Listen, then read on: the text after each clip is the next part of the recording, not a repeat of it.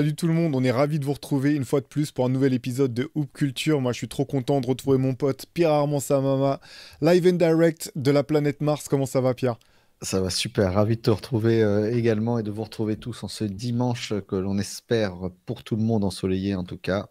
Nous, ça va, jusqu'ici tout va bien. Mais voilà, bienvenue à tous dans ce nouvel épisode de Hoop Culture. Merci d'être toujours aussi présent, d'être aussi également pertinent dans vos commentaires, parfois véhément dans vos commentaires. Ça va. Jusqu'ici, on gère, on essaye de répondre à tout le monde et on vous lit à chaque fois avec attention, patience parfois et bienveillance. Dis-moi, c'était, si je me trompe pas, c'était la reprise de Hangtime cette semaine. Oui, on a repris cette semaine notre 18e saison, mon ami. Donc ça y est, on est majeur, on peut aller dans les strip clubs de Houston Avec James avec Harden. James Harden. Alors, je sais pas si à Houston c'est le cas. J'ai vu une interview quotidien d'Alexa où tu sais, quand les basketteurs vont à la télévision dans une émission mainstream, et que les questions qui lui sont posées, on lui demande d'expliquer la draft ou des trucs comme ça. Bon, c'est pour essayer d'être le plus pédagogue possible. Et du coup, forcément, on lui pose la question. Donc, vous habitez à Atlanta. Il paraît que c'est une des villes où il y a le plus de strip clubs et tout. Et lui, il dit, ouais, de toute façon, moi, j'ai pas le droit, j'ai pas l'âge. Oui, c'est bon. Donc, c'est pour ça que je vous dis, je suis pas sûr d'avoir l'âge pour aller dans les strip clubs dans énormément d'États aux États-Unis. De toute façon, je pense plus avoir le profil pour aller aux États-Unis tout court. Mais oui, on a la majorité. Donc, on peut au moins arroser ça, boire un coup. 18 ans avec les mêmes personnes, donc ça c'est génial. Toujours Sébastien Gély à la réalisation de Time, donc ça c'est une vraie fierté. Je me rappelle quand le jour où je suis arrivé la première fois dans les studios de Grenouille à la Friche Label de Mai, c'est lui qui m'a accueilli et c'est toujours lui qui est là. Donc ça c'est peut-être notre plus grande fierté. Et l'Audirama qui est bien sûr présente aussi.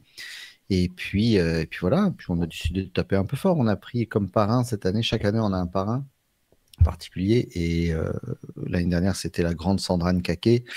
Et là, cette année, on a décidé de laisser la chance à des gamins qui démarrent dans le rap marseillais. Voilà, en plus, ils sont marrants. Ils ont pris des noms de divinités égyptiennes. Donc, tu vois, c'est Ah ouais? plutôt. Oui, c'est marrant, c'est une Des, bonne idée. des- Ok, des Oui, petits jeunes alors. des petits jeunes, plein d'avenir, plein d'envie, euh, qui ont un slogan qui dit Demain, c'est loin. Bon, bah, écoute, c'est leur problème, hein. Voilà, donc non, on n'est pas peu fiers d'avoir IAM cette année comme parrain. En plus, la formule qu'ils nous ont eux-mêmes proposée va être géniale, c'est-à-dire que d'habitude, nos parrains, bon, bah là, on a un groupe entier. La dernière fois qu'on avait une formation entière, c'était Joshua et Nicholson. Et le lieutenant Nicholson, que tu aimes beaucoup, il faisait en sorte d'être toujours disponibles tous les deux par téléphone au même moment. Et puis là, eux, ils avaient envie un peu d'être indépendants les uns des autres, donc ils viendront dans l'émission. Mais une fois AKH, une fois Shuriken, une fois Kefren, une fois Keops, une fois Saïd, etc. Donc ce sera sympa, ça permettra de les découvrir autrement. Ils vont venir avec leurs idées, leurs envies. Bon, on fera en sorte qu'ils se chambrent les uns les autres par épisode interposé. Mais voilà, c'était plutôt sympa de les avoir indépendamment les uns des autres, parce que c'est vrai que quand ils viennent en groupe, il y en a certains qui ne monopolisent pas la parole volontairement. Mais je pense que c'est dans l'ADN du groupe de laisser la parole peut-être plus à Akhenaton et à Shuriken qui ont plus de facilité et qui sont moins. Il y en a qui sont plus timides, d'autres plus effacés.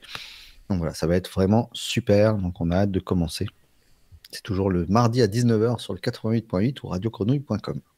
Voilà, mais c'est incroyable comme. Enfin, voilà, c'est cool qu'on puisse mettre un petit coup de projo là-dessus, parce que déjà 18 ans d'une émission, où que ce soit, c'est incroyable. Et puis là, super du coup d'avoir Ayam tout au long de l'année. Donc effectivement, t'as donné le repère. N'hésitez pas à aller écouter. Si vous cherchez même du son de bonne vibration, passez une heure vraiment douce pour vous ressourcer un petit peu. C'est le mardi que ça se passe avec mon camarade Pierre Armand. Dis-moi, je sais pas, tu sais, on sort d'un championnat d'Europe. Alors, l'équipe de France n'est pas tout à fait sortie par la porte qu'elle espérait emprunter pour sortir de cet euro. Mais on a vu qu'il y avait un nombre grandissant de joueurs NBA qui étaient présents sur cette compétition, des joueurs internationaux qui jouent en NBA. Et du coup, nous, on a eu envie, avec Pierre Armand, on a eu envie de vous parler un petit peu des joueurs qui nous ont le plus fait kiffer au fil des années, parmi ces joueurs étrangers, que ce soit des pionniers ou des joueurs actuels, parmi ceux qui ont brillé dans la Grande Ligue. Pierre Armand, toi, c'est quel... Parmi la flopée, parce maintenant, il y en a un paquet. Avant, c'était les exceptions. Maintenant, c'est presque la norme. Mm. C'est quoi ton premier souvenir de joueurs non-US qui t'est vraiment tapé dans l'œil, dont t'as aimé le style, l'aura ou le charisme ou le jeu, tout simplement? Bah, je vais te dire, sur le NBA, on a commencé à la voir de manière un petit peu plus appuyée, et notamment les finales de 91. Moi, mon premier souvenir, c'est la tête hallucinée de Vlade Divac, qui, on a l'impression qu'il a renversé toute la vaisselle de sa grand-mère en faisant. Tu la vois cette image où Je vois très bien. où il Il se prend rentre la main, les genre, épaules comme ça. Ouais. comme ça, Tout il dit timide. qu'est-ce que je viens de faire, comme s'il Mm. avait fait la pire connerie en se retournant vers Magic, qu'il enlace comme il avait enlacé Karim dans ses jeunes années. Donc c'est une de mes premières vraies images de joueurs européens, en tout cas dominants dans le sens à un fort niveau, au plus haut Ouais. niveau, sur la plus grande scène. C'était bien sûr Vlade Divac. Par la suite, évidemment, Drazen Petrovic, et le destin fait que ces deux-là ont été liés. On en a déjà parlé, Théo, certainement le plus beau documentaire qui existe sur le basket, qui s'appelle Once Brothers. Mais c'est vrai que ma première image forte, c'était ce numéro 12 des Lakers avec ce maillot jaune de Vlade Divac, qui après fait pas, enfin, est quand même dominé et montre quelques limites, on va dire, à ce niveau-là, au niveau surtout contre une équipe comme celle de Chicago qui marche sur l'eau, qui défensivement parlant et athlétiquement parlant ne laisse aucune chance à personne. Mais oui, Vlade Divac, c'était ma première. Et puis il avait une gueule, la vraie gueule des mecs de l'Est. Donc c'était génial. Alors moi, ce qui est marrant, c'est que bien sûr, tu vois, il fait partie de mes premiers souvenirs, mais finalement, comme c'était au moment où moi je découvrais la NBA, il faisait partie d'un tout, tu vois, j'avais même pas isolé le fait que c'était aussi rare finalement que ça soit un joueur européen, tu vois, sur le moment, j'avais pas conscience de tout ça. Moi, c'est vrai que Divac, je l'ai adoré avec les Kings parce que Sacramento, c'était une équipe dont j'appréciais beaucoup le jeu et c'est plus tard finalement que j'ai mieux saisi ce qu'il avait représenté avec Drazen Petrovic, dont Petrovic, en fait, tu vois, pour être tout à fait honnête, à l'époque, j'avais vu des highlights, mais finalement, c'est après sa mort aussi que j'ai mesuré le joueur que c'était, l'impact qu'il avait eu, etc. On n'avait pas accès à tous les matchs comme ça. Ça fait qu'au bout du compte, moi, le premier joueur, finalement, dont j'ai vraiment eu le conscience que c'était un Européen et qui faisait des choses étonnantes, c'est Sarunas Marčiulionis avec les Warriors. Voilà, un deuxième arrière incroyable. C'est assez marrant parce que tu sais, on a attribué l'Eurostep beaucoup à Manu Ginobili et à cette génération-là de joueurs internationaux, mais il avait déjà ça dans son arsenal, Sarunas Marčiulionis. Et au bout du compte, je trouve que c'est un joueur dont on parle assez peu finalement quand on se rappelle des joueurs de l'époque, alors que c'était, même s'il avait un statut de sixième homme du côté des Warriors, c'était pas la plus grande époque effectivement des Warriors, mais c'était quand même vraiment déjà un joueur d'impact. Et par la suite, j'ai eu l'occasion, et je remercie mon ami et ancien collègue Fabien Friconnet de Basket News qui m'avait passé la finale du championnat d'Europe 1995. Lituanie-Serbie, c'est le moment où la Serbie peut revenir en compétition internationale après avoir fait l'objet d'un embargo. Et si vous avez l'occasion de trouver ces images, je suis sûr que ça doit pouvoir se trouver sur YouTube ou autre. C'est l'un des matchs les plus dingues que j'ai vu de ma vie en termes d'intensité, de folie. Le match est arrêté. À un moment, les Lituaniens refusent de revenir sur le terrain parce qu'ils ont l'impression de se faire arnaquer par l'arbitrage. Il y a un Sacha Djordjevic qui est incandescent comme c'est pas permis. Sur toute la compétition, Marčiulionis, c'est incroyable. Et ouais, Marčiulionis, c'est vraiment. J'ai l'impression qu'il est un petit peu passé entre comment dire, entre les mailles du filet. Au bout du compte, on rappelle rarement son nom, mais ça a été l'un des premiers. Tu vois, je me suis dit, ah, putain, c'est fou, c'est un Européen et il arrive à faire ça en NBA. C'était ce gars-là. Pourtant, il est sixième homme derrière Tim Hardaway. Donc, Ouais. espèce de petit bulldog là, physiquement. Mais moi, j'ai des souvenirs de Marčiulionis les premières fois qu'on les voit parce que c'était quand même. On se rend pas compte, mais tu fais bien de parler de cet Euro en 95. C'est une machine à highlights en fait, Marčiulionis. Ouais. Il a des moves et surtout, on a toujours ce sentiment du meneur européen un peu lent. Mais Marčiulionis, il jouait à une vitesse complètement folle. Il était parfait pour la NBA. Si un jour vous avez l'occasion de regarder la corpulence de Marčiulionis, C'est les ce que j'allais jambes dire. de Marciulionis. Les Et les mollets bras, et les cuisses et les épaules, mais c'est un ouais. bœuf en fait. Et moi, c'est ce qui m'avait surpris, c'était la dimension physique de Marciulionis au milieu de tout ça. Et je me rappelle, moi, les premières fois où je l'avais vu jouer, j'avais eu cette surprise quand on le voyait de dos, de voir son nom, parce que je m'attendais à avoir un Kerr ou un nom à la Stockton, tu vois, un truc comme ça. Je Ouais. me suis dit, ce gars-là, il vient d'Arizona, ou tu vois, et pas du tout. Et j'étais très surpris. Et, bon, puisqu'Adam Silver dit que c'est une ligne de highlights dans les fameux top 10 à l'époque qu'on voyait passer, les courtside countdown sur NBA, NBA, je sais plus comment ça s'appelait, NBA Action. On Ouais. voyait souvent Marciulionis, bon, c'était pas lui qui finissait, mais on le voyait partir à tout berzingue, et c'était un joueur qui courait très très vite et qui mettait un rythme tenu Grateful Dead de la Lituanie qui était magnifique. Ouais, en 92, avec bien sûr leur t-shirt incroyable, puis toute cette année, enfin cette histoire folle, quoi. Mm. Et ouais, sur Marciulionis, et puis c'est quand même, faut reconnaître, l'une des plus belles moustaches de l'histoire de la ligue, je pense. Haut la main, top 5 all time, des belles moustaches. C'est pour ça qu'il avait une bonne gueule de Quinry à bouffer des ribs sur le parking devant le stade de foot US avec son truck et le petit barbecue qui est là. C'est exactement ça. Euh, bah, ouais, je vais enchaîner. Sinon, moi, après, derrière, effectivement, je pense que c'est. Tu me diras, mais je serais pas étonné que ça soit pareil pour toi, Pierre Armand. C'est Tony Kukoc. Alors, c'était pas le seul. Hein, là, il y avait Kukoc, Radja qui sont arrivés quasiment en même temps, si je me trompe pas. Mais c'est vrai que Kukoc, on savait à quel point il avait été fort en Europe.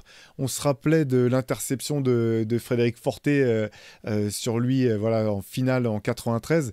Et puis. Moi, à titre personnel, c'est assez marrant parce que mon premier vrai entraîneur de basket qui s'appelait Gérard Sora, pour qui j'ai une pensée aujourd'hui, c'était un passionné de basket européen. Il allait sur toutes les compétitions de jeunes l'été et il nous bassinait quand on partait en match. Il nous bassinait avec son Tony Kukoc, alors dont on avait vu quelques images par-ci par-là, mais encore une fois, j'avais pas accès à tous les matchs.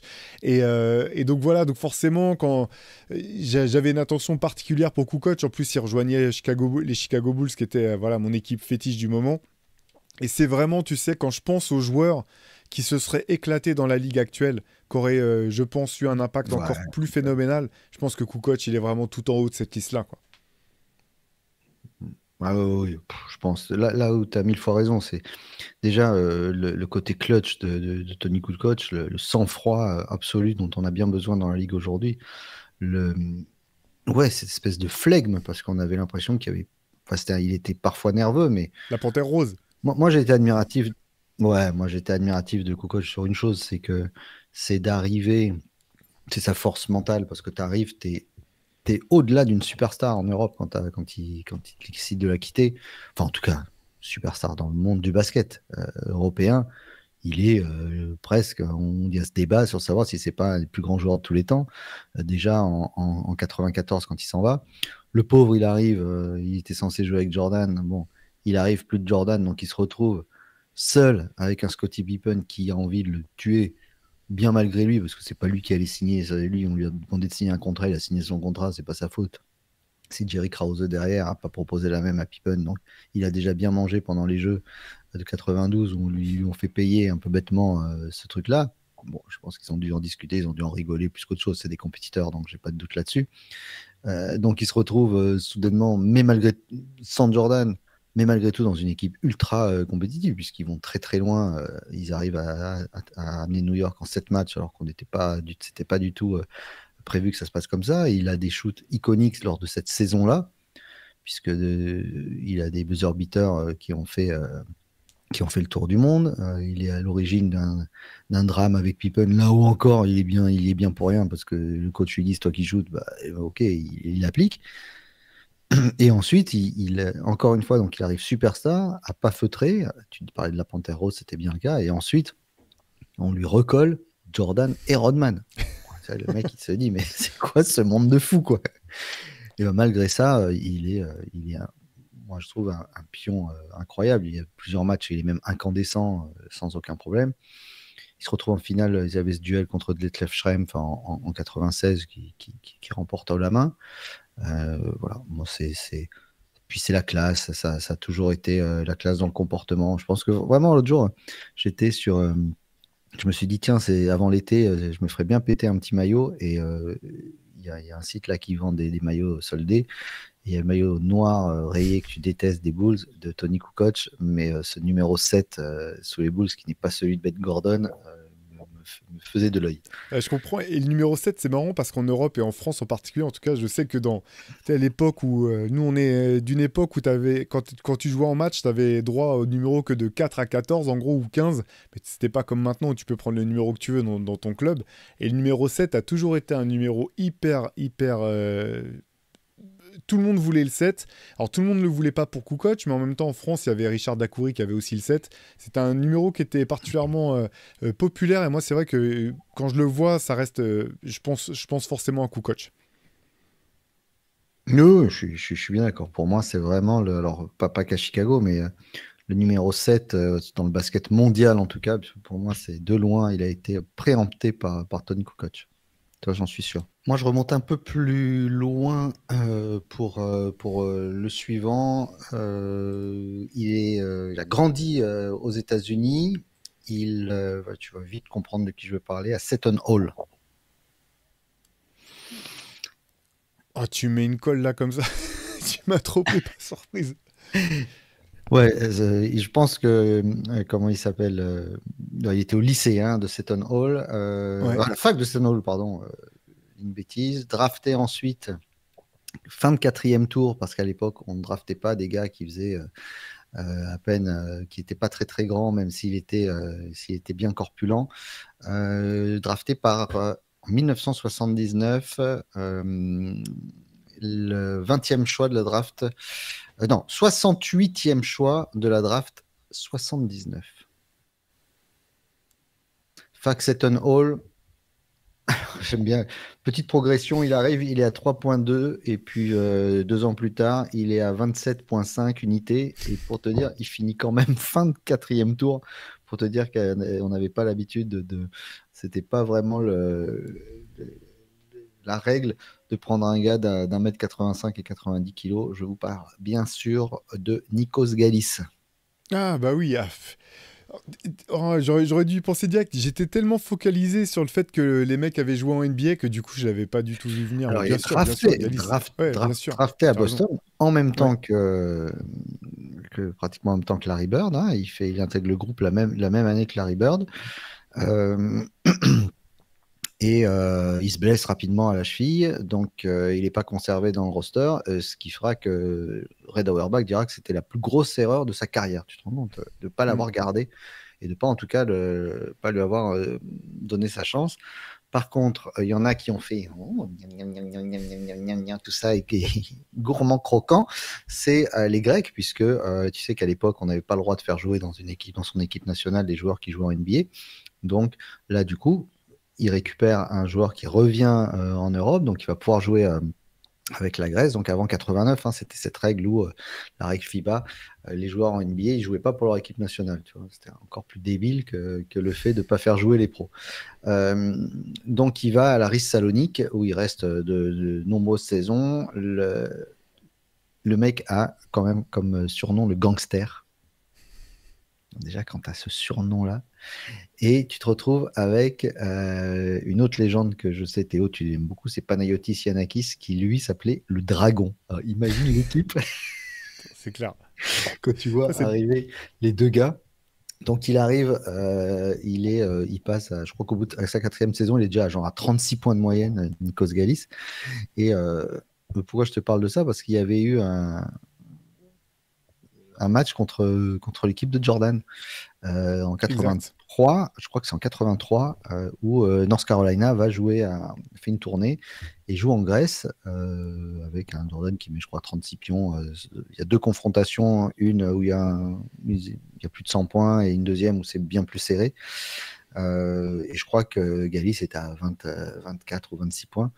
Donc des joueurs assez incroyables et un regret de ne pas les avoir vus jouer un petit peu plus dans la ligue. Et bon, pourquoi je dis ça? Parce qu'en effet, ils n'ont pas joué à NBA, donc si on ouvre ce champ des possibles là, on ne s'en sortira jamais dans ce thème. Mais voilà, c'est le fait l'anecdote avec le fait que Red Auerbach ait dit c'est la plus grosse erreur de ma carrière, c'est de pas avoir dit on le garde et puis 1 an et puis on verra quand il arrivera.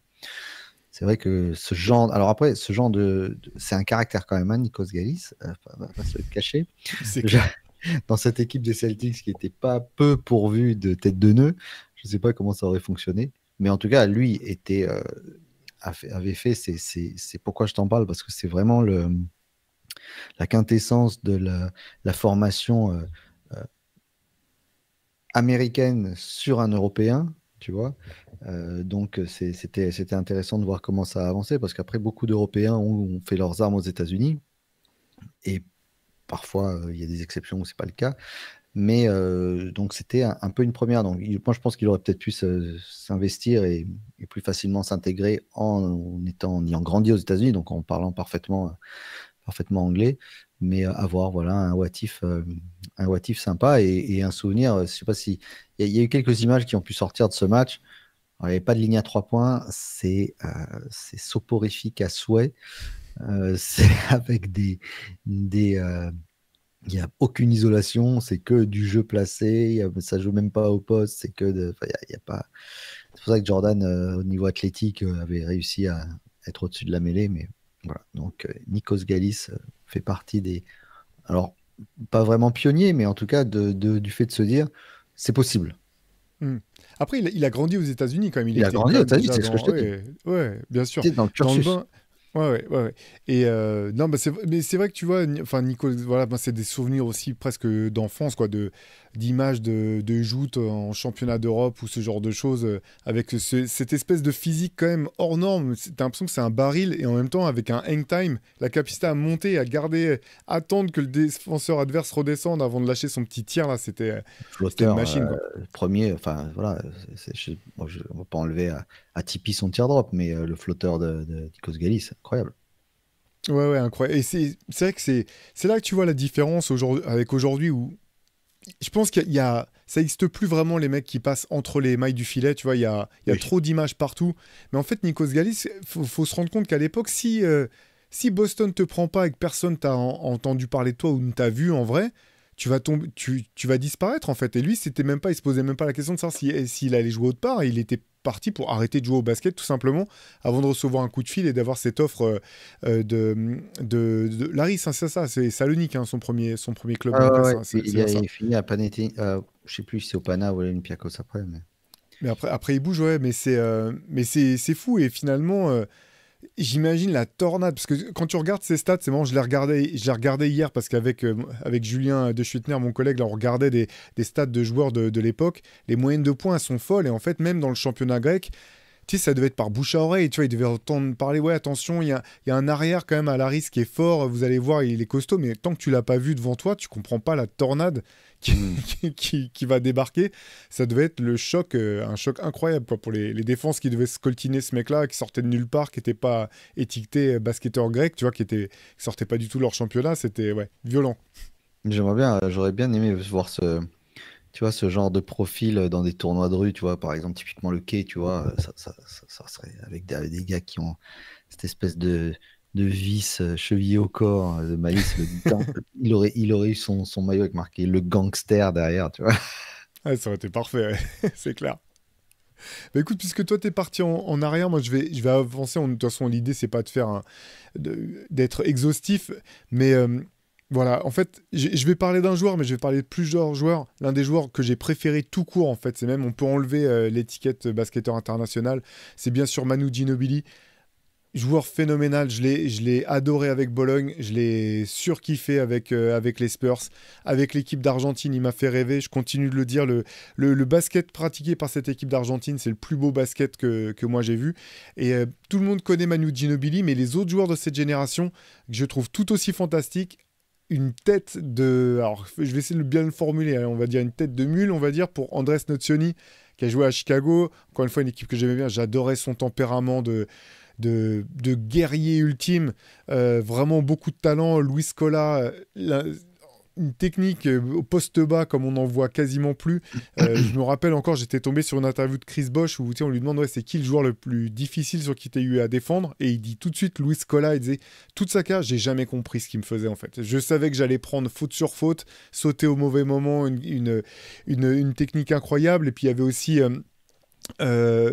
Fabricio Oberto qu'on a vu aussi après avec les Spurs, et un joueur finalement dont on parle assez peu de cette génération, qui arrivait juste après. Il n'était pas vraiment dans cette génération, de voir 2 ans de moins qu'eux, mais que moi j'aimais vraiment beaucoup, c'est Carlos Delfino, passé par les Pistons notamment.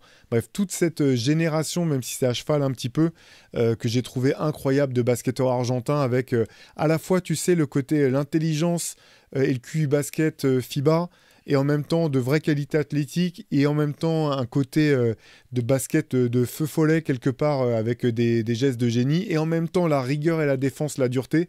J'ai adoré tous ces joueurs-là. Des joueurs ultra durs avec des égos disproportionnés et pourtant qui, de manière curieuse, qui quand ils se retrouvaient ensemble, il n'y a plus rien qui comptait. C'est-à-dire ce foutu maillot bleu et blanc les Ouais. rendait complètement dingues. J'ai rarement vu des équipes. euh, Bon, allez, si, on va peut-être dire l'Espagne dans sa grande époque, quand ils nous tapaient tout le temps, où tout le monde se mettait au service de tout le monde, à ce point-là, avec des carrières si différentes, avec des joueurs en NBA, des joueurs qui avaient des statuts particuliers, un Manu Ginobili qui était une superstar, champion NBA, etc., donc qui aurait pu, qui embrassait son rôle de leader, on va pas se mentir, mais qui, enfin, moi, j'ai des souvenirs dans des compétitions internationales d'avoir voilà, un Roberto, un Scola qui s'approche de Ginobili, et lui, il fait pas genre, il regarde droit devant, il continue à aller vers le banc, il écoute à moitié. Le mec s'arrête, le regarde. Ok, bon, après, quand Scola te parle, tu t'arrêtes. Mais, surtout moi. Mais, tu vois, il y avait une envie d'apprendre les uns des autres, et cet esprit d'équipe qui est assez incroyable. Et Luis Scola, pour moi, est un joueur d'équipe ultime. Ultime. Ouais. Et je me rappelle de sa peine quand il y avait eu et de sa joie en même temps quand il y avait eu ces compétitions internationales, quand la France les avait tapés, quand ils avaient tapé la France après derrière en demi-finale, je crois que c'était en demi-finale de Coupe du Monde peut-être, quand on tape les Ricains en quart, non? Et on perd contre l'Argentine en demi, je sais Je plus, me on rappelle fait plus. un non-match après Honteusement, je contre. me rappelle plus. Ouais. Bon, bref.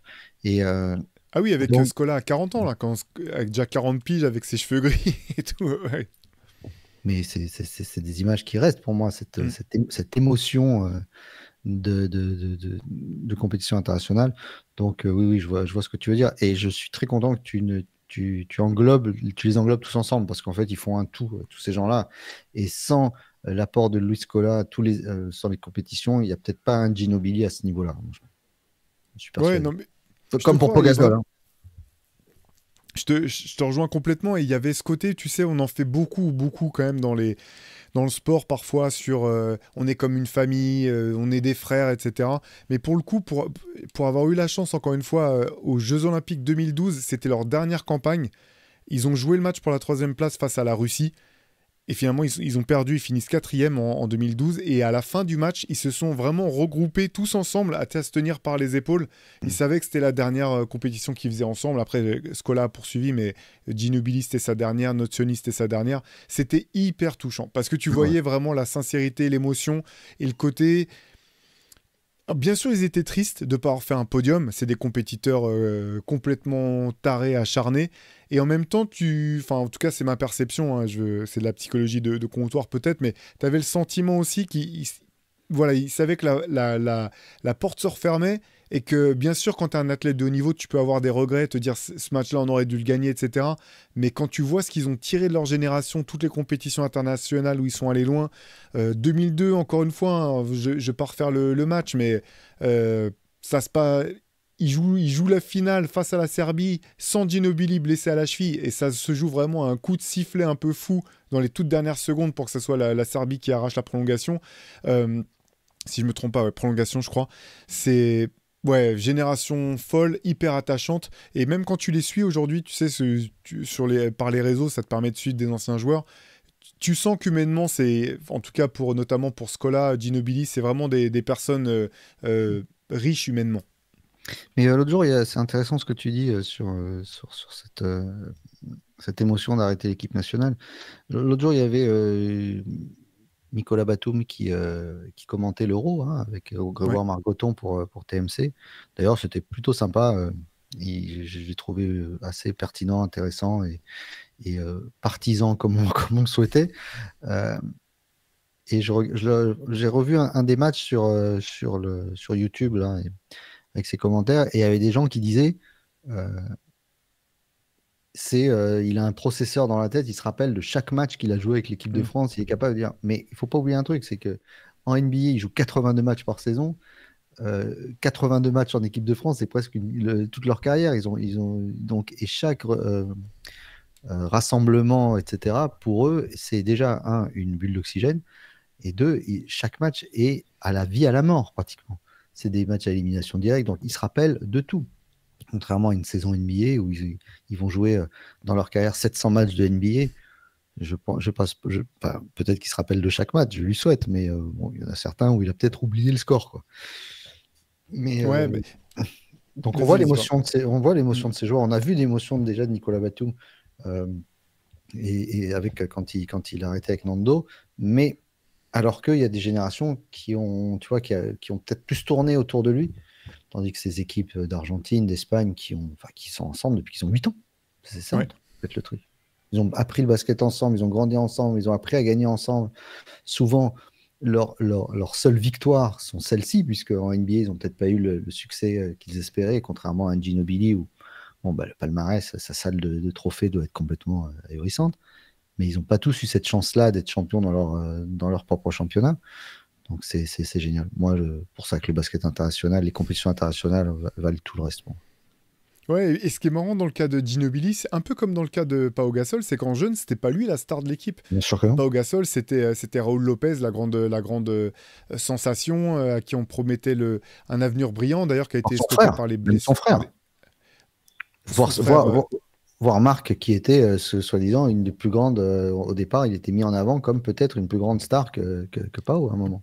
ouais, mais Gasol était déjà une star quand même quand, Oui, oui, quand oui. Marc Gasol a commencé à émerger, quoi. Je voulais dire vraiment quand ils étaient en compétition de jeunes, entre Ouais, gamins, ouais, là, avec les bien Niños sûr. del Oro. Et c'est pareil pour Ginobili, qui a été une espèce un petit peu de late bloomer qui a explosé sur le tard, entre guillemets, quoi.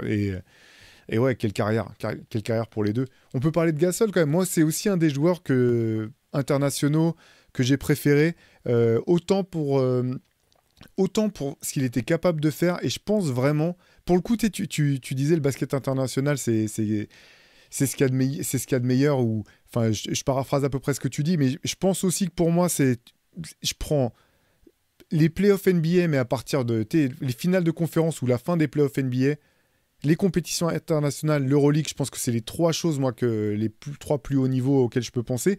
Et Pau Gasol, je continue de penser qu'aux États-Unis, enfin que les observateurs américains se rendent pas tout à fait compte du joueur qu'il a été, Mm. mais ne mesurent pas que finalement le rôle qu'il a embrassé aux Lakers, il l'a fait par intelligence et pas par nécessité. Et vraiment que je me rappelle en 2006 au championnat du monde, donc l'équipe espagnole finit championne du monde. Lui, il est blessé, il peut pas jouer la finale. Mais le niveau de Pau Gasol sur ce tournoi, et il attaquait pas simplement en attaque poste bas, il attaquait même depuis la ligne à 3 points face aux défenseurs, une palette technique incroyable, et puis une intelligence de jeu qui lui a permis de saisir ce qu'il avait besoin de faire aux Lakers, de le faire à merveille. Et encore une fois, le titre face à Orlando, ce qu'il fait contre Dwight Howard, qui à l'époque est un MVP potentiel. Je me demande s'il termine pas. Il termine dans les trois premiers, je crois, du vote de Ouais, MVP cette saison-là ou celle d'après, Dwight Howard. C'est une masterclass. Et vraiment, humainement en plus, quand tu vois ce qu'il fait pour l'UNICEF ou ce qu'il fait par ailleurs, un super gars, un super joueur. Et vraiment, je pense que finalement, aux États-Unis, ils n'ont jamais mesuré le joueur que c'était. moi, je suis d'accord. Totalement. C'est une simplicité une simplicité du bonhomme qui se retranscrit sur le terrain. C'est-à-dire que quand tu regardes Pogazol, tout est simple. Mais tout est simple à l'extrême. C'est-à-dire que tu te dis, mais enfin, soit il va pas y arriver, soit en effet, comme tu dis, on s'en rend pas compte du coup de l'impact parce qu'on trouve que entre guillemets, c'est nul dans le sens où bah, c'est tellement bien exécuté comme Jokic, tu vois. Enfin, et encore, Mm. Jokic, c'est affreusement difficile. C'est shoot à 3 points qu'il peut prendre. Mais Gasol, le truc, c'est que voilà, on est tellement focalisé sur d'autres joueurs qu'on ne se rendait pas compte. Un jour, regardez la finale de 2009, vous vous focalisez sur Pau Gasol et sur ses prises de position dans la raquette d'Orlando. C'est-à-dire qu'à partir du moment où il a la balle, c'est fini déjà. C'est-à-dire ses pieds sont placés de telle manière que Ward, il peut plus intervenir. C'est fini. Alors que il lui rend je ne sais pas combien de kilos et de masse musculaire. Enfin, Dwight Howard, 2009, c'est peut-être le joueur le plus dominant depuis chaque 2000-2003, quoi. Mm. Donc, c'est une masterclass technique. Voilà, à part Tim Duncan, je pense qu'on a rarement vu parce que même les gens ont dit que c'était peut-être un poste 4, mais poste 4-5 comme ça, je pense que c'est oui, un des joueurs les plus techniques de l'histoire. Euh, et j'ai toujours adoré le joueur en dehors d'une classe. Tu vois, même quand il parle de la rivalité avec la France, de dire on s'est fait grandir les uns les autres, sans eux, il n'y a pas nous. Mm. On est peut-être moins fort individuellement, ils nous ont poussé. Tu vois, c'est tout ça, c'est son émotion quand Tony Parker rentre en Hall of Fame. Tu vois, c'est la relation qu'il pouvait y avoir avec la famille Bryant, avec laquelle il est très présent aujourd'hui encore. Tout ça, ouais, c'est au-dessus, tu vois. C'est vraiment, on est au-delà du simple basket, ouais. Ouais, et puis une capacité dans le basket aussi à hausser son niveau Bien sûr. quand les situations l'exigent. Ce qui nous a fait en demi-finale de l'Euro 2015. À Lille, c'est l'enfer. Et tu voyais dès l'entre-deux, Ça, tu c'est voyais l'état injouable. d'esprit du gars. C'est ouais, obligé de lui tirer son chapeau, quoi. Mais tu sais quoi, j'étais deg cette demi-finale. Mais t'es pas déçu après un truc comme ça. Tu vois, c'est comme la finale des Jeux quand Curry prend feu sur les 2 dernières minutes. Tu sais que tu viens de voir un truc quand t'aimes le basket. Tu peux pas être déçu déjà de ce que t'as vu. T'es déçu sur le résultat. T'aurais aimé que l'équipe de Ouais. France ait plus haut. Mais tu sais que enfin, c'est extraordinaire. Hmm. Tu viens de voir la quintessence de ton sport à son plus haut niveau. Bon, voilà, tu t'es pas fait voler, hein. Non, je partage. Moi, effectivement, sur cet angle-là, je le partage avec toi. C'est sur cette demi-finale 2015, quand même, j'ai un regret, c'est que l'équipe de France ait arrêté de jouer comme elle avait joué tout le tournoi. Hmm. Soudainement dans le quatrième quart-temps, qu'on inverse à nouveau et qu'on reparte sur un espèce de schéma, sur une espèce de schéma où c'est Tony Parker qui a la balle et où tout le monde se regarde autour, alors que c'était pas du tout comme ça qu'ils avaient joué pendant le tournoi. C'est ça le regret que j'ai, mais Bien effectivement, sûr. sur la performance en elle-même, c'était incroyable. Moi, je veux rendre un hommage à un gars qui, tu sais, toute ta vie, toi, tu te dis, le rêve, c'est de sortir dans la rue, euh, tête haute, en te disant, il y a quoi? Tu sais, tu regardes les gens, il y a quoi? Et alors? Quelqu'un a quelque chose à me dire? Et je tire, c'est même plus mon chapeau, c'est même plus c'est Dennis Schroeder, mec, mais t'as tellement mon respect. Et j'espère que tu te promènes dans les rues de ton pays, parce que les gens oublient d'où il vient. Et on voit des trucs nauséabonds sortir sur Dennis Schroeder, comme on a pu voir sur un autre joueur dont je vais parler tout à l'heure. Mais voilà. Alors la question, Dennis Schroeder est-il le plus grand joueur allemand de tous les temps? Évidemment, les gens vont dire que c'est Dirk Nowitzki et le débat est ouvert mais ne se pose pas. Mais après, au niveau international, faire gagner 2 compétitions et 2 fois MVP, il n'y a pas beaucoup de joueurs qui ont dû le faire, surtout en back-to-back comme ça.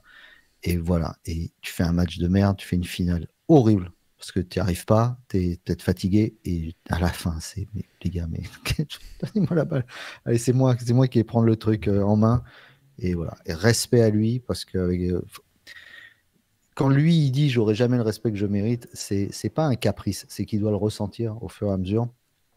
On lui fait ressentir, hein, sur sa couleur de peau, on va pas se mentir, hein, il aurait la gueule de Franz Wagner, on serait déjà en train de le mettre sur la même marche que Dirk Nowitzki, j'en suis persuadé. Mais ce gamin-là, euh, on s'est C'est foutu plus de un sa gamin gueule, au bout du compte. mais C'est nous c'est qui pas un gamin, mais vieillissons, hein, c'est pour ça. il a toujours cette tête un peu angélique, quoi. Ouais, ouais, ouais. Enfin angélique, de petit démon quand même, Mm. mais il a toujours cette tête très jeune. On l'a beaucoup moqué sur ses échecs en NBA ou sur les attentes ou sur son contrat raté ou sur tout l'argent qu'il a perdu. Mais là, moi, je lui dis bravo parce que encore une fois, tu montres que et c'est marrant. Il y a un truc qui a changé. On l'avait vu déjà l'an dernier, la peur. que les autres joueurs ont de Dennis Schroeder. Moi, j'ai vu je ne sais combien de matchs NBA où il jouait, où je disais c'est bon, il a la balle, c'est bon, il va rien se passer. Et l'année dernière, à la demi-finale contre l'Allemagne, dès qu'il avait la balle, même dans son camp, j'ai commencé à suer des larmes, des merguez que j'avais mangées à midi, si tu veux. Donc, voilà, un grand bravo à lui. Le Schroeder FIBA est un des plus grands joueurs européens dans l'histoire de ce sport et j'espère qu'il a verrouillé sa place au Hall of Fame grâce à cette nouvelle compétition et cet autre titre de MVP. Et son comportement est exemplaire, malgré, encore une fois, tu vois, c'est là qu'on voit, tu disais, c'est pas un gamin, l'expérience. Il lui arrive tous les jours ce qui est arrivé à Sylvain Francisco pendant cette compétition, c'est-à-dire cet acharnement médiatique et cette haine qui lui tombe dessus en permanence. Parce qu'il faut voir, j'ai regardé du coup un peu suite à sa sortie qu'il avait faite sur sa place par rapport à Dirk Nowitzki. Mais il faut voir les torrents d'immondices que tu peux lire de la part des gens. Alors ces gens, on a beau dire, tu vois, comme Sylvain Francisco, ils ont l'habitude, alors le simple fait de dire ils ont l'habitude, c'est terrible, mais de dire, même s'ils sont rompus, ils se disent formés à ces choses-là, jamais, enfin, tu as senti un Sylvain perturbé, et moi je trouve que Schroeder qui arrive à passer au-dessus de ça, alors là, respect, il a sorti ses boules bien comme il fallait, il va bien pouvoir faire le geste de Sam Cassell s'il veut, il a le droit de le faire jusqu'à sa retraite, sans aucun problème. Denis, bravo à toi. Et franchement, un plus grand respect du niveau de jeu prouvé et de la clutch attitude qu'il a pu étaler depuis bientôt à tête de l'Allemagne. Un bon moment. Hein. Ouais, c'est clair, mais t'as raison de souligner ça, parce on peut pas s'habituer, en fait. Je pense que eux s'y habituent pas, nous, on peut pas s'y Non, habituer. C'est c'est abject, incompréhensible. Voilà, c'est honteux. Honnêtement, ça fait voilà. Si ça, en fait, ça. Moi, quand je vois ça, en fait, j'ai honte. En fait, je me dis, mais c'est quoi? C'est nous en tant qu'espèce animale, on est quoi? C'est en 2025, il y a encore des comportements comme ça. C'est non, mais abject. le encore, et malheureusement, c'est toi qui te trompes le plus. Oui, C'est pas t'as de raison. encore, c'est qu'ils vont être de Mm. plus en plus et on le sent venir. Hein. Alors, on enregistre aujourd'hui, je me permets une aparté. Alors, d'une minute, pardonne-moi Théo, mais on a appris cette nuit, on enregistre jeudi, on a appris la suspension pour une durée indéterminée de Jimmy Kimmel sur les antennes d'ABC.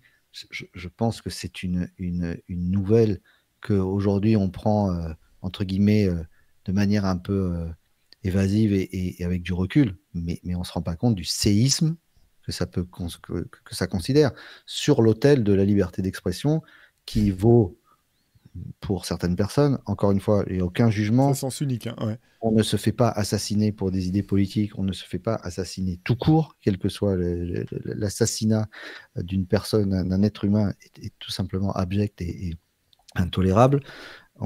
La seule chose, c'est qu'on se retrouve face à des gens qui élèvent en chantre de freedom of speech, de liberté d'expression, une personne qui s'est faite assassiner et qui, du coup, devrait élargir et ouvrir l'esprit des gens en disant voilà ce qui vient de se passer. Donc vous vous rendez compte qu'on ne peut pas assassiner quelqu'un parce qu'il dit quelque chose et en faire et le lendemain enfermer ou parce que leur levier ultime aux États-Unis c'est te faire perdre ton boulot, se faire virer, c'est la pire des choses qui puisse t'arriver. Et donc faire en sorte que des gens soient virés, suspendus pour la même chose, c'est-à-dire le fait de dire en plus, je ne sais pas si tu as vu la déclaration. J'ai vu J'ai pas vu la déclaration en enfin, elle-même, le non. monologue. J'ai pas vu le Le sketch, ouais. monologue, il se fait suspendre pour la phrase suivante que les magas les plus durs sont en panique que l'assassin de Charlie Kirk soit un des leurs. Ouais. C'est ça la phrase. Mm.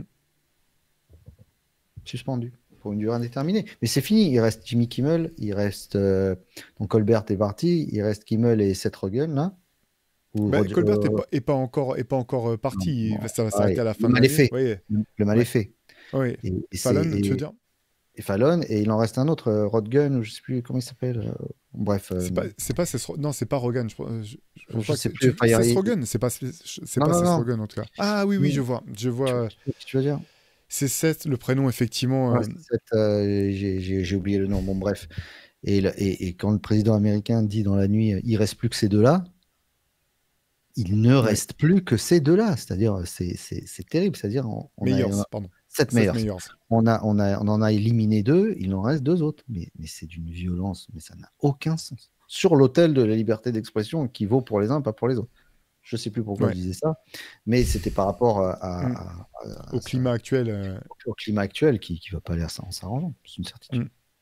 Et encore une fois, Denis Schroeder se fait exploser parce qu'il dit ce qu'il pense sur un sentiment qui est profondément ancré en lui.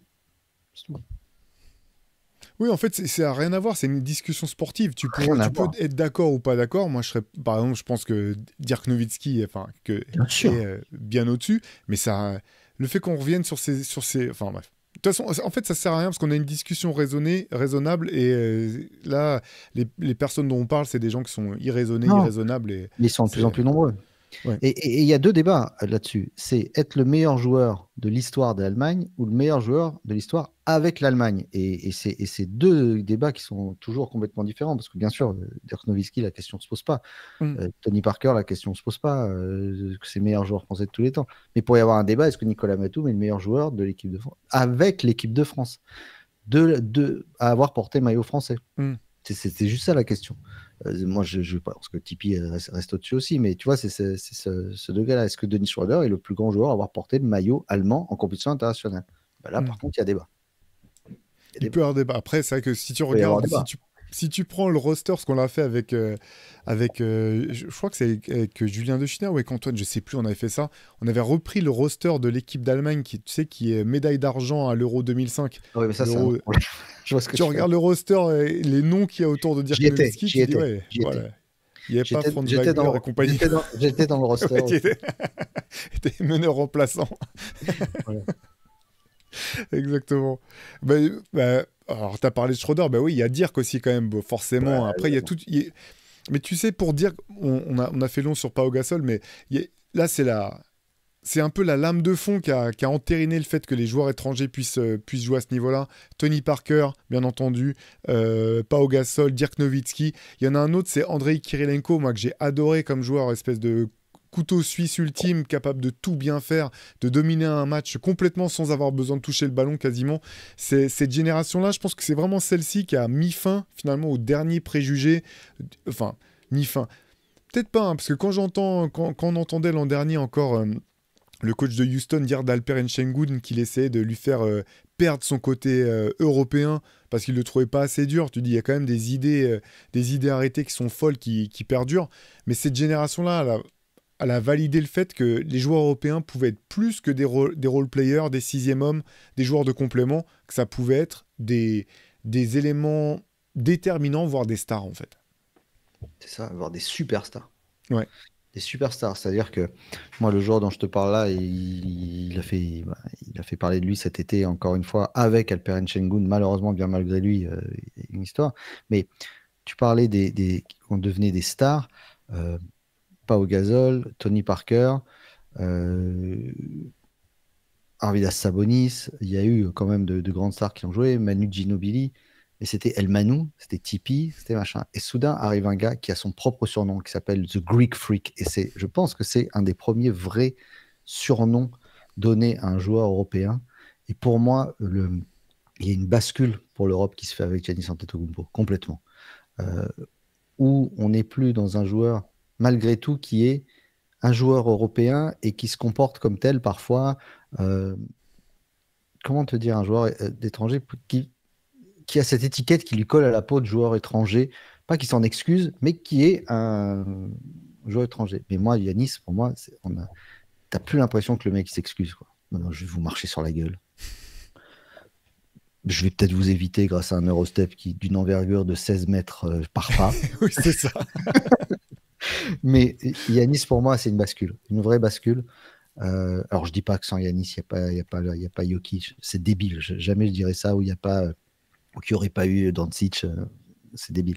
Mais Yanis, pour moi, c'est une vraie bascule dans le comportement, dans la manière d'appréhender sa carrière en NBA en tout cas. Et voilà. Et ce qui s'est passé cet été, encore une fois, hein, son émotion d'avoir gagné une médaille de bronze avec la Grèce, sa rage, sa déception de ne pas avoir mieux fait sur la demi-finale. Et bah, on voit cette espèce de bif débile monter de toutes pièces avec Peren Şengün parce que lors d'un live Instagram, je ne sais pas si vous avez suivi. Oui, si, j'ai vu ça, ouais. Bon, voilà, des gens qui commentaient son live en mettant des drapeaux turcs et tout, et lui, il était tout à sa joie, et il dit enlevez-moi ce putain de drapeau turc, parce qu'il y avait un gars, il arrêtait pas de mettre des drapeaux turcs. Il s'en excusait en disant qu'il n'y avait rien contre les Turcs, tout le respect qu'il avait pour ces joueurs-là, pour Alperen Şengün qui fait compétition de bâtard, mais de bâtard. Et voilà, bon, pour moi, Yanis est une vraie bascule voilà, pour une entité globale d'une histoire particulière, en plus qui résonne encore aujourd'hui, de migrants, de difficultés à rentrer dans la vie, de rêves qui s'accomplissent. L'histoire c'est un film, l'histoire de Yanis Antetokounmpo, ça n'a aucun sens. Ah bah oui, complètement. C'est un film. Bah, c'est un Disney même, quelque part, tellement c'est incroyable, quoi. Ouais. Ouais, ben non, complètement.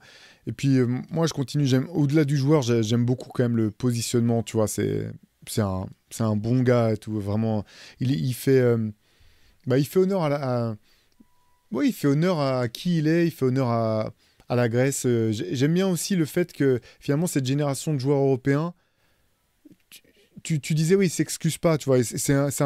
T'as raison, tu vois, lui, Jokic, Doncic, d'une autre manière, même si Doncic, finalement, son comportement est aussi assez proche finalement, de la manière dont les joueurs américains peuvent se comporter. Oui. Ils ont eu la liberté de pouvoir être eux-mêmes, finalement. C'est ce qu'avaient pas forcément eu les précédents. Tu vois, même Gasol, il raconte qu'à un moment, tu sais, je l'avais entendu dans un podcast, tu sais, à un moment, il s'était laissé pousser la barbe et les cheveux, là. Tu vois. Et c'était son agent qui lui avait dit, écoute, si tu veux genre qu'on te respecte ou être pris au sérieux, c'est aussi bête, c'est peut-être bête, mais il faut que tu changes de look en fait. Et que ça avait fait partie presque d'une stratégie pour que les gens comprennent qu'il ne correspondait pas à l'image qui s'était fait de lui, quoi. Et tu sens maintenant que les Européens ou les étrangers en général qui jouent en NBA ont plus cette étiquette-là. Il y a parmi tous les joueurs qu'on a cités, alors on pourrait tous les citer, hein, mais il y en a un franchement qui est... Deux, alors je vais les grouper pour des raisons différentes, mais deux des pivots que j'ai préféré voir jouer, c'est à la fois Hakeem Olajuwon, voilà, précurseur. Lui, pour le coup, c'est peut-être l'une des premières authentiques superstars non-américaines à avoir dominé, à tel point même qu'il a fini par jouer avec Team USA aussi, ce qui est, Oui, mais ça veut rien dire. Voilà. Je pense à la tête des gens qui n'aiment pas... C'est-à-dire qu'il a vraiment été adoubé par les Américains, c'est ça que je voulais dire, quoi. C'est qu'ils se sont dit. Pour moi, c'est comme Joel Embiid, il n'a jamais été américain du tout. Tu vois, dans leur carrière, ce sera vraiment oublié, à mon sens.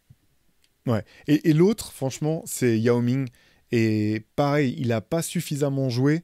Donc les gens mesurent pas, en fait. Tu vois, si tu l'as pas vu jouer, tu peux simplement dire, ouais, mais il était immense, c'est normal.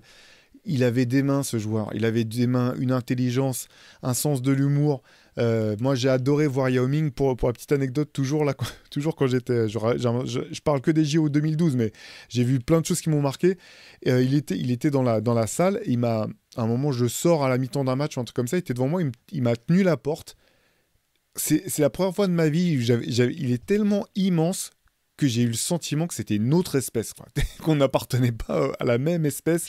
C'est vraiment un truc de malade de voir à quel point il est grand. Regardez sur des photos, cherchez des photos Yao Ming à côté de Shaquille O'Neal. Ouais. Tu dis, mais c'est quoi ce truc, quoi? Et pourtant, ouais, parce qu'en plus, avec des balèzes, avec des épaules, les jambes, c'est des poteaux. Et pourtant, il était mobile et vraiment une qualité de main. Et tu vois, c'est un joueur quand même qui avait de l'adresse de loin. Aujourd'hui, il shootera 3 points sans problème. Il en prendrait plein, quoi. Et voilà. Et pareil en termes, tu vois, d'humilité. Et je pense qu'on ne mesure pas non plus le choc et la difficulté que ça a été pour lui. Enfin, je ne sais pas si nos auditeurs le savent tous, mais il a été drafté donc premier par Houston. Mais quand Houston le draft, ils ne savent même pas si la Chine acceptera qu'il quitte le territoire. D'ailleurs, il a rejoint les Rockets une fois que la saison était terminée, parce qu'il y avait tout un tas de, j'imagine, de tractations ou je sais pas quoi entre l'État chinois et la NBA. C'était vraiment compliqué. Il a ouvert des portes. Et lui aussi, c'est un superbe ambassadeur du basket international. Et puis, tu sais quoi, ça se voit au plaisir qu'ont à chaque fois les anciens joueurs NBA de le retrouver. Parce qu'à chaque fois qu'ils se retrouvent T'as face à raison. lui, Ouais. c'est que ce soit ses anciens coéquipiers ou d'autres joueurs, t'as l'impression que c'est genre le grand tonton du basket international, Yao Ming. Il n'y a aucune rancœur après lui. Dès que quelqu'un le voit, t'as l'impression que c'est lui qui gère un peu tout ce monde-là, ouais, ouais, vraiment le proviseur, tu vois, c'est lui qui, qui est Le proviseur. le proviseur de tout le monde. Mais tu parlais de, tu vois, juste une dernière aparté pour Yao Ming. Pour moi, c'est Ouais. la quintessence de Yanis, c'est la quintessence de joueur global de basketball, dans le sens où il fait le triangle Europe-Afrique, même s'il n'a pas jamais joué en Afrique, mais dans la tête de beaucoup de gens, ça reste un joueur presque africain, et États-Unis. C'est pour moi le joueur le plus international dans sa globalité qui soit, c'est Giannis Antetokounmpo, de loin. Mais oui, il y avait Dikembe Mutombo et Hakim. Moi, Hakim, je suis d'accord avec toi. Ça n'a jamais été, même si, alors tu vois, tu parlais du cursus américain, il a fait sa fac à Houston, donc il n'y a pas plus, c'est l'Africain le plus américain qui soit. Mais dans notre tête à nous, la manière dont on nous l'avait vendu en plus, ou à l'époque, Georges Eddy nous le vendait pendant les finales, il n'y avait pas moins américain que ce Hakim Olajuwon, on était bien d'accord. Alors que c'est la formation à l'américaine, puisqu'en plus, il débarque, il commence le basket presque à Houston, entre guillemets. Mm. Donc voilà, non, non, Hakim, bien évidemment. Et puis, enfin, ouais, pour le coup, c'est marrant, mais il y a pas mal d'anecdotes quand il était à Houston où ses coéquipiers se foutaient de sa gueule parce qu'il avait un accent british. C'est normal, le Nigeria, c'est une ancienne Mm. colonie britannique, alors qu'il parlait un anglais qui était largement plus développé, était d'un registre de langue bien plus élevé que celui de ses coéquipiers. Mais là-dessus aussi, j'ose espérer qu'aux États-Unis, quand même, même si, comme tu disais, le climat a pas l'air de montrer ça, mais qu'il y a eu un petit peu d'ouverture et de compréhension que le monde s'arrêtait pas à leurs frontières. Mais là, je m'avance peut-être un petit peu. Ouais, leur frontière commence à bien se faire, mais Nikola Jokic, bien sûr, on ne peut pas ne pas parler de ce Ah joueur ouais. qui est. Alors bon, c'est même pas une histoire de niveau, c'est une histoire qu'on parle de joueurs non américains. Est-ce qu'il n'y a pas plus non américain que Nikola Jokic, tout en écrabouillant tout ce qui est américain? Je pense que c'est un gars qui, lui, en effet, il aime pas beaucoup son lieu de travail, et c'est possible, puisque dès qu'il peut s'en barrer, il se casse. Les images de cet été où il pleure parce qu'il a remporté le tiercé Avec son canasson. il a remporté son tiercé à Sergi Pontoise. Donc il a même pas pleuré quand il était champion NBA, et là il pleure en serrant son cheval contre lui. Donc c'est un personnage désarmant de naturel. Et tu sais quoi? Je me prends à rêver que, mettons, ça part en cacahuète, tout ça, tout ce qui se passe là-bas. Et s'ils reviennent tous? Imagine, Luka revient, Jokic revient, les Wagner, les Schroeder, les, euh, tous les joueurs européens qui peuvent jouer là-bas. Bah, tu sais quoi, on va faire l'Euroleague l'an prochain. Allez, vous faire foutre la NBA. Nous, on revient, on va être bien. On ne sera pas autant payé, mais on sera chez nous. On sera respecté pour ce qu'on est. Et on ne craindra rien pour nous. Ce serait quand même génial. C'est-à-dire de se dire que mettre dans une clause de contrat de tous ces joueurs, OK, vous allez jouer en NBA, mais les 4 dernières années de votre carrière, vous revenez en Europe. Imagine le niveau de l'Euroleague si tout le monde revient, quoi.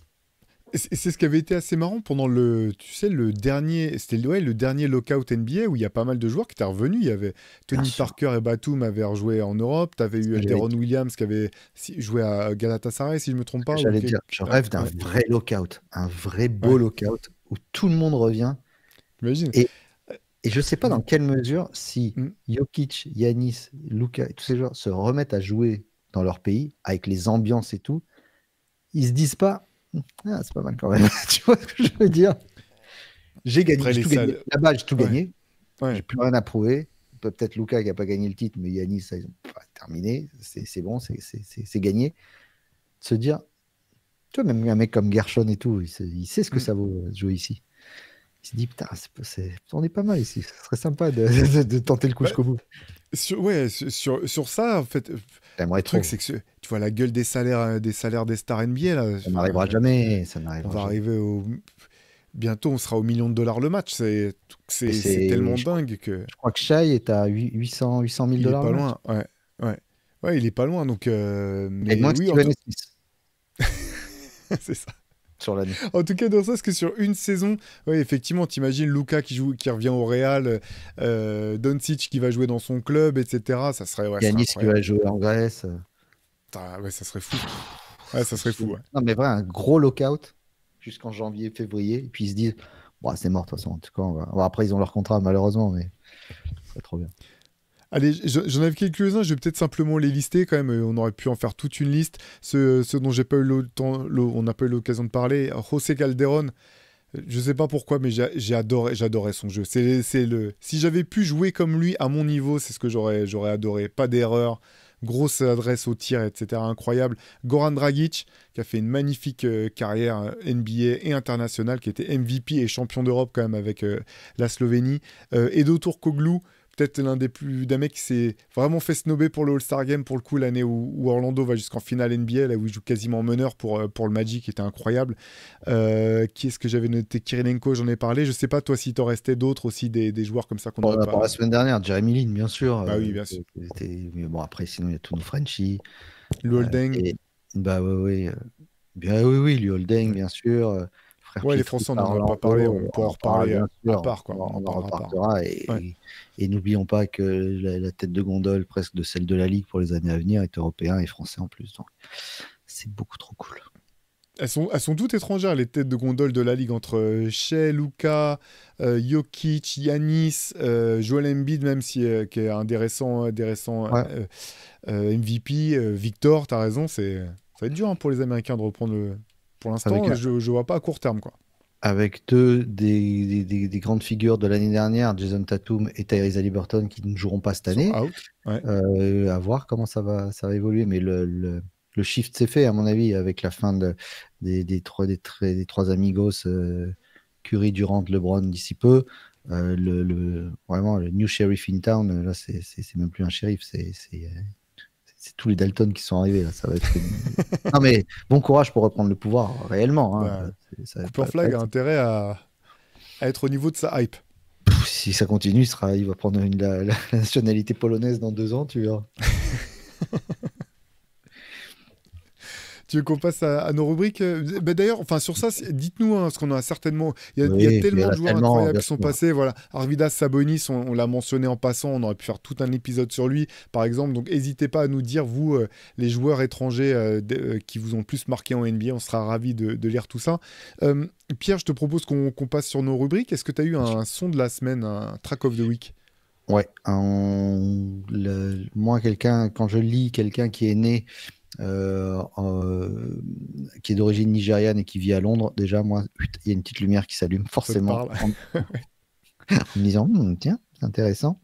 Qui est signé sur le label de Brighton Trousseau, qui plus est, c'est Steven Bamidele qui vient de sortir son nouvel album qui s'appelle The Crash, je crois. Je ne veux pas dire de conneries, mais je crois que c'est ça.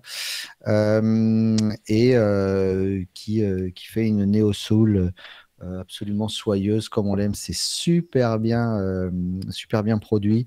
C'est très intelligemment fait. Voilà, ça s'appelle The Crash. La pochette est belle en plus. Le disque est un bel objet. Euh, Ça va chercher sur plein d'influences différentes, pas mal sur l'Angleterre aussi. Moi, j'ai trouvé ça très, très, très intéressant. C'est vibrant et lucide comme on l'aime, et ça s'appelle Steven Bamidele. Le morceau s'appelle Truman, et j'adore les gens qui travaillent bien leur voix comme ça, et c'est un artiste à suivre sur la belle Trousseau. Steven Bamidele, comme ça se prononce, Bamidele.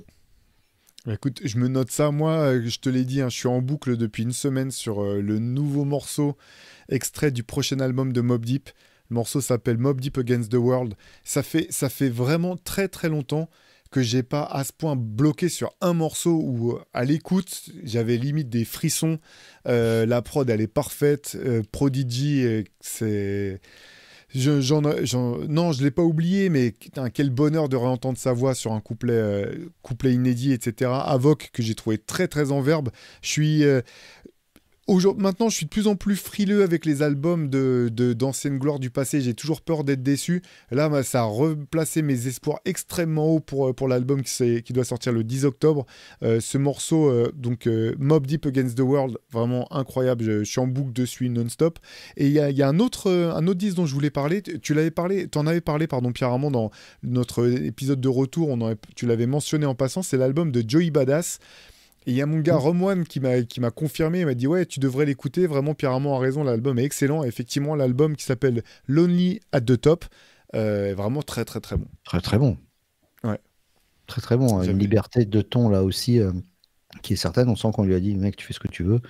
Et ça s'entend parce qu'il y a énormément de choses différentes dans ce disque. Il faut l'écouter du début à la fin parce qu'il y a des surprises dans tous les sens. On sent que ça m'a fait penser à des albums comme Electric Circus de Common, tu sais, où c'est des artistes. C'est peut-être cet album-là qui sera peut-être le moins vendu, mais à la fin de leur carrière, oui, Durand, c'est lui qui m'a fait kiffer. Vraiment, c'est lui, quoi. Ouais, mais je te rejoins, et notamment sur la diversité, il y a un morceau avec Rome Streets notamment que j'ai vraiment kiffé qui s'appelle Brooklyn's Finest, si je ne me trompe pas. Donc cet album Lonely at the Top, j'étais là-dessus moi cette semaine. Parfait. Est-ce que tu as eu un autre coup de cœur à part ces coups de cœur musicaux? Ouais, alors coup de cœur, j'en ai deux.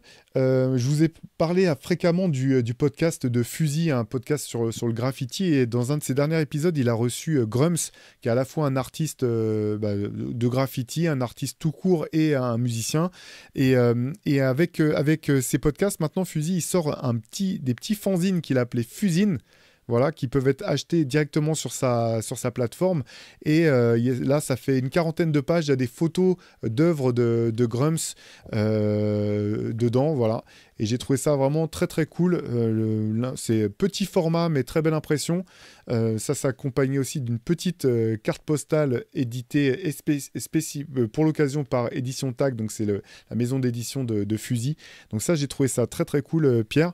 Et l'autre, c'est un projet, c'est un album d'un artiste dont je vous avais déjà parlé, un producteur français qui s'appelle Gus La Tempête, qui a fait notamment des albums instrumentaux. Et là, il sort un nouveau projet qui s'appelle, je l'ai sous les yeux, j'ai oublié bien sûr le titre, son nouvel album, Gus La Tempête, ça vient de disparaître, ah pardon, excusez-moi, j'y suis, voilà. Gus La Tempête, son nouvel album qui s'appelle Bien Entendu. C'est 11 titres, c'est essentiellement des morceaux instrumentaux, mais il y a 2 morceaux avec des invités vocaux, et notamment il y a un morceau que j'ai beaucoup aimé, qui s'appelle Maîtriser la tempête, avec un rappeur qui s'appelle Lemdy. Voilà, très cool, la pochette est très belle, c'est disponible sur son Bandcamp, on vous met les liens comme d'habitude. Parfait. Moi, mon coup de cœur, il est d'un humoriste qui s'appelle Nate Bargatze. Je t'ai envoyé une vidéo hier. J'aime beaucoup. Ouais. Voilà, une espèce de clown triste, toujours avec ses yeux là droupis qui tombent un petit peu. C'est de l'humour très grinçant. Quand vous regardez ces shows, alors ils sont disponibles un peu partout, sur Netflix notamment. Il a juste une main dans le dos, il marche avec son micro. Il parle tout doucement. Il envoie que des scuds. Puis, c'est pas le genre, il rigole de ses blagues ou il interagit avec le public. Non, il regarde toujours un peu dans le vide. Il parle de ses relations avec son épouse, avec sa famille. Et puis surtout, il a animé les Emmy cette semaine et il fait, qui pour moi est un des trucs les plus extraordinaires à chaque fois. Il prend un personnage historique, ça peut être Thomas Edison, George Washington, et il le met dans le contexte de son époque. Et il dit, mes amis, il est avec ses assistants, j'ai fait un rêve cette nuit.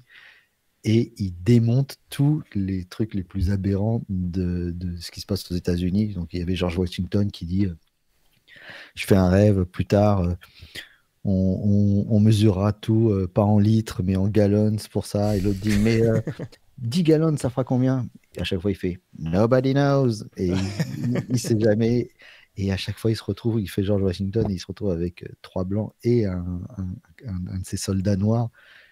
Et à chaque fois, il finit ses phrases en disant oui, ce sera ça, la liberté dans notre pays. Et l'autre, il fait et moi, je serai libre aussi. Et l'autre regarde dans le vide, il fait la température sera en Fahrenheit.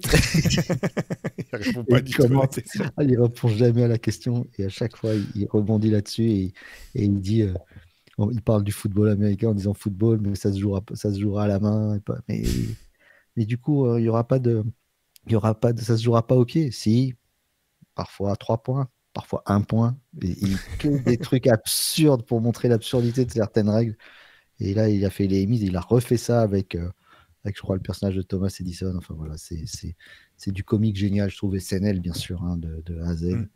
Et je trouve que c'est tellement intelligemment écrit et intelligemment joué aussi dans des périodes qui sont celles d'aujourd'hui où on essaye de montrer l'absurdité du monde. Ben là, c'est bien fait et ça parle à tout le monde. Voilà, bravo à lui. Nate Bargatze, allez regarder ça, c'est très drôle. Ouais, il est très très bon. Il a un ton. Des fois, c'est son. Tu sais, tu parlais de son ton Jeton, détaché, c'est ça le plus bien drôle sûr. en fait. C'est sa manière de. C'est pas vraiment des punchlines, c'est vraiment. Tout est dans l'interprétation et dans l'écriture avec des choses parfois très simples, mais j'aime beaucoup, ouais, je suis fan. Ouais, et puis la nonchalance du Ouais. débit, ouais, non, mais et on a l'impression que tout ça est facile à faire, mais d'avoir le ton de sa voix, la manière dont elle est posée, c'est colossal. C'est un Mm. travail à nul autre pareil. Bravo à lui. On passe à nos reliques. Ouais, oh, j'ai repris ma Les- saison, j'ai recommencé à jouer. Alors du coup, je cherchais une paire pour. Je me suis dit, dans mes nombreuses paires, tiens, avec quoi je vais recommencer à jouer. Puis je suis allé retaper dans des vieilleries. Et vraiment, j'ai beau avoir essayé tous les modèles performance, enfin la plupart de ces dernières années et tout. Ça, là, la Jordan 29. Ah, t'es revenu dessus. Ouais. Donc on est à la 40 maintenant, mais la 29, c'est un délire. La chaussure, elle respire dans tous les sens. Elle est légère. Bon, la semelle gomme comme ça, moi, c'est un bonheur. Le plateau en carbone qui est là. Et puis le design, je le trouvais absolument magnifique avec ce grand Jumpman. Bon, ça, c'est l'édition du K54. D'ailleurs, c'est le premier modèle performance qui avait été utilisé pour le K54 à l'époque, à une époque où le K avait pas encore la main sur le design, en tout Mm. cas sur le coloris, etc. Mais voilà. Je vous en raconterai bientôt un petit peu plus sur le quai. Mais voilà. Pour moi, c'est vraiment le modèle de chaussures de basket ultime. On n'a pas l'impression qu'on a une chaussure un peu haute du tout. Tout est bien pensé. Voilà, génial. Et je l'ai mise, je sais pas combien de fois. Alors, elle est ultra résistante, alors qu'elle est Ouais. complètement en toile. Il y a pas un empiècement de cuir ou quoi que ce soit. Super. Bon, bah, bonne saison du coup avec ça. Je pense Et que je suis comme ça à l'idée qu'elle va qu'elle nous lâche. lâcher un jour et que je ne sais pas comment on va pouvoir les retrouver. Écoute, moi, pour les Rolex, pour une fois n'est pas coutume, c'est moi qui sors un jersey. Donc, je suis hyper fier. C'est celui-ci. Voilà, on parlait de lui tout à l'heure. Maillot de Et Manu bon, Ginobili avec l'Argentine. Et pour magnifique. la petite anecdote, pour le coup, là, ça fait Ginobili, ouais, Ginobili. Pour la petite anecdote, c'est mon pote Laurent à qui je passe le bonjour, un de mes potes d'enfance vraiment, qui était Magnifique. parti en Argentine et qui me l'a ramené de là-bas. Et pour boucler la boucle, c'était un énorme fan de Sarunas Marčiulionis. Et la première fois que j'avais été aux États-Unis, je lui avais ramené une casquette des Warriors et il était trop content. Donc voilà, donc tu vois, genre, je lui avais ramené une casquette des Warriors. 20 ans plus tard, il me ramène ce jersey de Manu Magnifique. Ginobili. Voilà, que je trouve. Avec le Voilà. fameux visa au milieu, ouais, ouais, c'est ça. Et oui, avec la belle pub effectivement au milieu et puis ces couleurs incroyables. Voilà, vraiment l'un des joueurs, l'une des franchises, des équipes internationales qui m'ont fait le plus vibrer. Et ben, nous, on continuera à vibrer tout au long de la saison avec le Hoop Culture, avec le CQFR et avec tout ce que vous avez à retrouver sur la chaîne YouTube Basket Session et en podcast sur toutes les plateformes de streaming, bien sûr. Théo, merci beaucoup. Bon dimanche à toi. Bonne semaine à tous. Et on se retrouve dimanche prochain pour un nouvel épisode de Hoop Culture avec impatience et plaisir. Allez, ciao à tous. Salut.